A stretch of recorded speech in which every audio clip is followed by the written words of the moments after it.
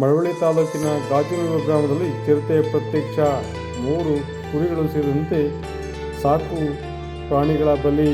ಗ್ರಾಮಸ್ಥರಲ್ಲಿ ಹೆಚ್ಚಿದ ಆತಂಕ. ಮಳವಳ್ಳಿ ತಾಲೂಕಿನ ಗಾಜನೂರು ಗ್ರಾಮದಲ್ಲಿ ಚಿರತೆ ಹಾವಳಿ ಹೆಚ್ಚಾಗಿದ್ದು, ಶುಕ್ರವಾರ ರಾತ್ರಿಯೂ ಸಹ ಹಾಲು ಉತ್ಪಾದಕರ ಸಹಕಾರ ಸಂಘದ ಆವರಣದಲ್ಲಿ ಚಿರತೆ ಆಗಮಿಸಿರುವುದನ್ನು ಹಾಲು ಉತ್ಪಾದಕರ ಸಹಕಾರ ಸಂಘದ ಸಿಸಿ ಕ್ಯಾಮೆರಾದಲ್ಲಿ ಸೆರೆಯಾಗಿದೆ.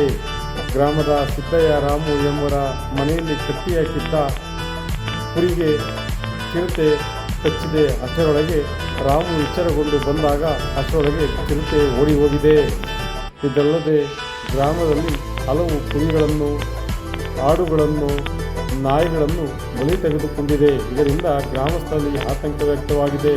ಈ ಸಂಬಂಧ ಗ್ರಾಮದ ಮುಖಂಡ ಮಾದೇವ್ ಮಾತನಾಡಿ, ಈಗಾಗಲೇ ಗ್ರಾಮದಲ್ಲಿ ಹಲವು ಕುರಿ ಮೇಕೆಗಳನ್ನು ತಿಂದು ಹಾಕಿದ್ದು, ರಾತ್ರಿ ವೇಳೆ ಸಂಚರಿಸುವುದು ಭಯ ಹುಟ್ಟಿಸಿದೆ. ಕೂಡಲೇ ಅರಣ್ಯ ಇಲಾಖೆ ಅಧಿಕಾರಿಗಳು ಕ್ರಮ ಕೈಗೊಳ್ಳುವಂತೆ ಆಗ್ರಹಿಸಿದ್ದಾರೆ.